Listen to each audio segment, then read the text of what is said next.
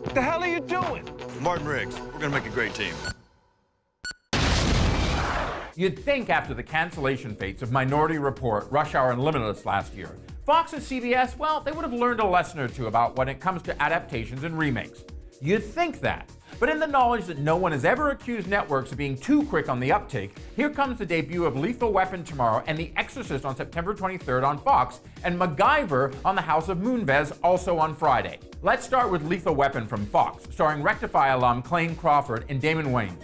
Right off the bat, besides the hope for an obvious initial audience grab, you sort of have to wonder, why make this show?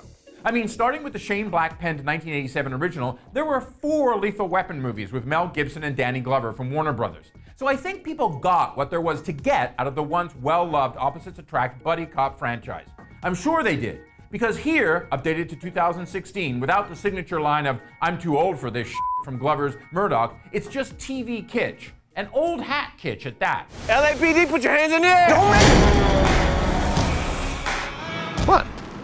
I didn't kill him. Here, lots of guns are pulled, lots of cars are crashed, there are lots of LA beauty shots, and people are repeatedly told that they are good cops. But even, placed just before Empire on the schedule, this Lethal Weapon is a fatality waiting to happen. They hit our fuel line! So bust out the chewing gum! Upping the pointlessness stakes, the silliness and relentlessly revamped and ultimately James Wan directed and Peter Lenkov developed show known as MacGyver will kick off CBS's Fridays at 8 p.m. Just before that other old IP revamp Hawaii Five-0, which Lenkov has a solid hand in too, and that blockbuster of Blue Bloods. Not that it will add much to the mix, because this show is really called MacGyver in many ways, I think, because the producers and the net probably knew that a series about a bushy-haired know-it-all who could save the world with balsa wood and 2 Diet Coke cans was likely going to be compared to the original, tongue often firmly planted in Richard Dean Anderson's chiseled cheek 1985 to 1992 series, so why not call it MacGyver anyways?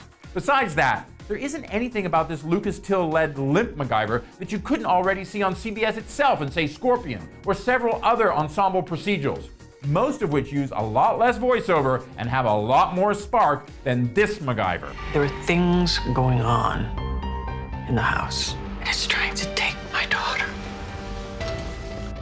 Now, I'm not sure if spark is the right term to describe what Fox's The Exorcist has, but this Geena Davis, Alfonso Herrera, and sternly watchable Ben Daniels starring series certainly has something.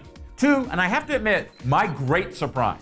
Now, I'm not going to go into too much detail to avoid spoilers, but obviously, based on William Peter Blattley's horror and possession bestseller and the 1973 William Friedkin-directed blockbuster, this Exorcist, which references the original story in an online search by Herrera's conflicted local priest, by the way, has iconic imagery, broken souls, Catholic Church teaching, and the feel, well, of an unvarnished 1980s thriller, as evil finds a new home in the Chicago residence of Davis's Rance family. You're being manipulated by forces you can't even begin to understand. Though it tries to be, I gotta tell you, this Exorcist isn't actually scary. But much like another Friday night playing Adaptation, which was on another channel obviously, the now shuttered Hannibal, it is a compelling canvas for which Fox's attempt at making a horror genre night out of Fridays, in which blood and much more are painted on the canvas, especially when the tightly contained Daniel's holy soldier, Father Marcus Keene, is on screen. So check out The Exorcist.